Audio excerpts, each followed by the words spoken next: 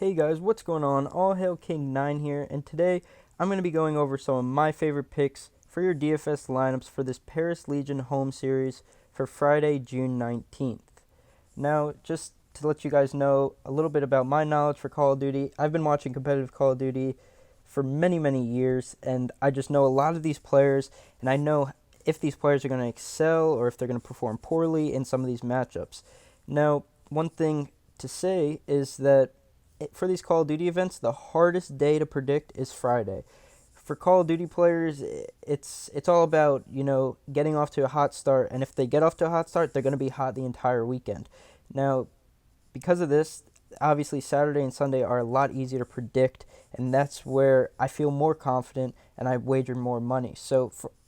With that said, I am very confident in this lineup that I'm going to be able to build for Friday, but I do think that it's worth noting that Friday's the hardest day to predict how these players are going to come out and play, but it's very telling for the rest of the weekend. So, without further ado, I'm just going to go over each matchup and just tell you guys some of my favorite players in those matches.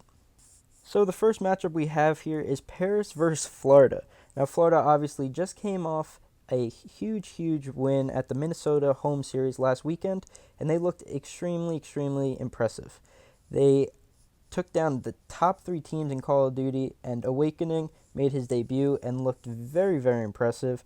And because of that, I'm going to put him in my lineup because I just think he's going to keep that momentum going and he's going to play very well.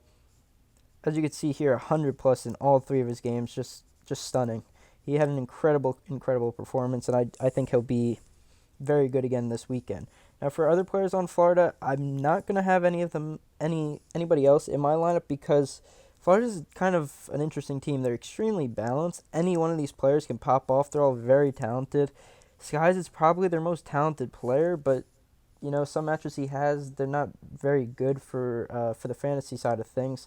A player that I would look into is Pharaoh because he plays the objective very well for them, and he also is a great slayer. So he does a little bit of everything, but I don't think I'm going to have him in my lineup this weekend.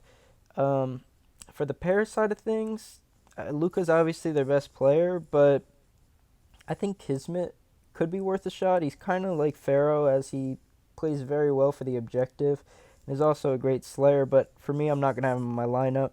But he is kind of a good value option as he's only 7,600, but I think we could find value elsewhere as we go along in this video. So for the next matchup, we have the London Royal Ravens versus the Dallas Empire.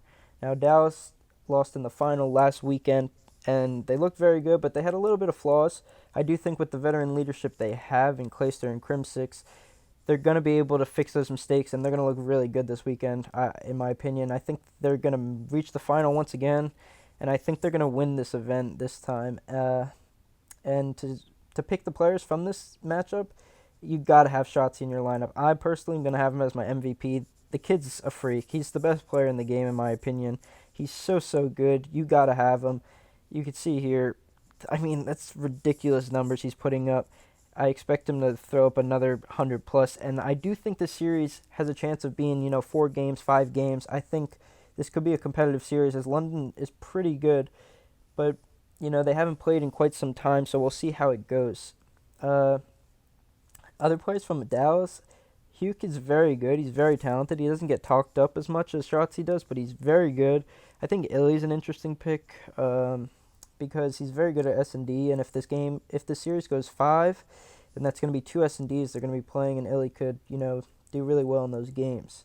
But for me, I'm going to stay away from anybody else in this. But on the other side of things, for the London Royal Ravens, I'm interested in Zero. Now, London hasn't played in a couple weeks in one of these events, but Zero is extremely undervalued here. You can see here he's only averaging 39.93.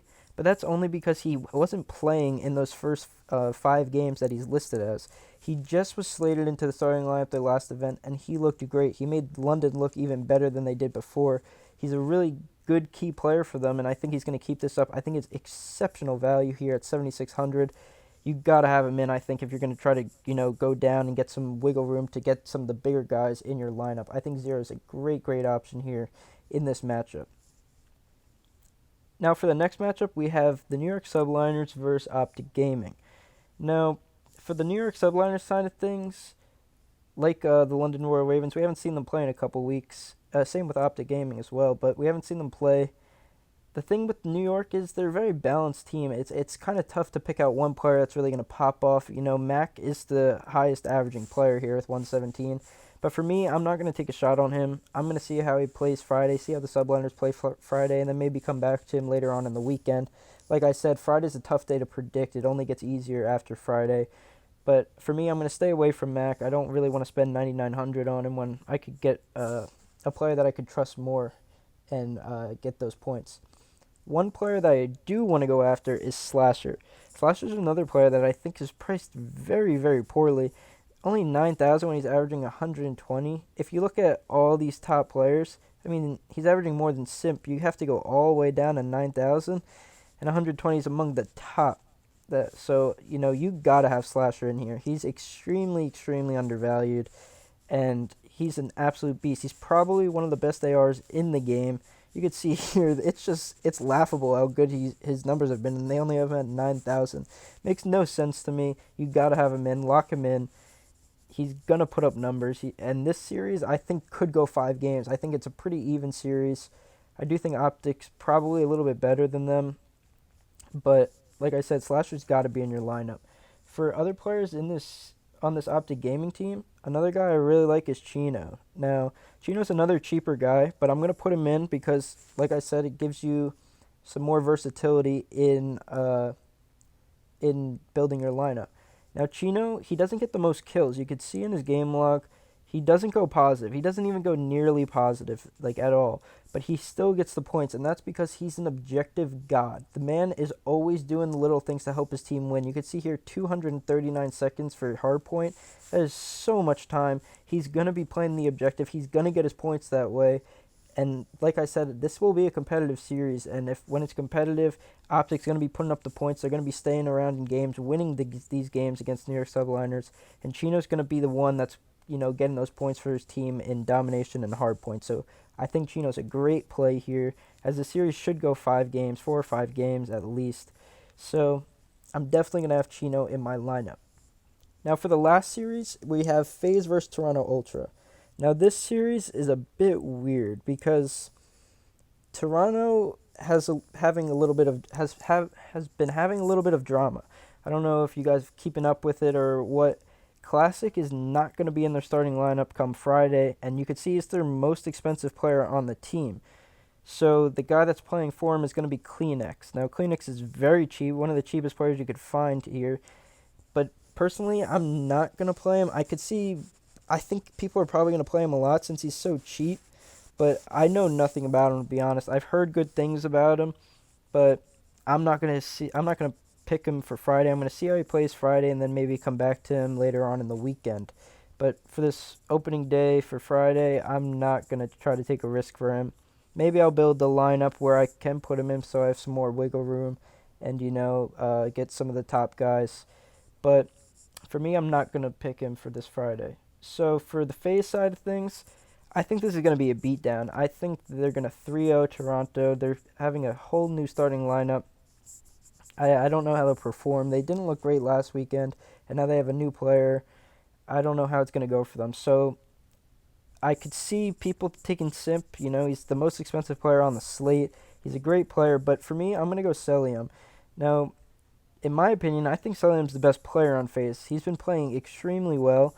You can see here 100 plus in his last 4 games. So impressive. I'm going to put him in. He's going to get points. The only concern I have is that this could be a fast series. It could only be 3 games, but I think he's still going to get you a lot of points, and he's going to be worth it. Other players I like from this, I like Major Maniac. He plays very slow, and for that he gets a very good KD, as you can see here. So he gets his points by getting kills, but I'm not gonna have him in my lineup, but I could see people having him. And now we just have the team to fill. And for the team, I think the pricing here is a little weird again. I think Florida Mutineers is the obvious choice here.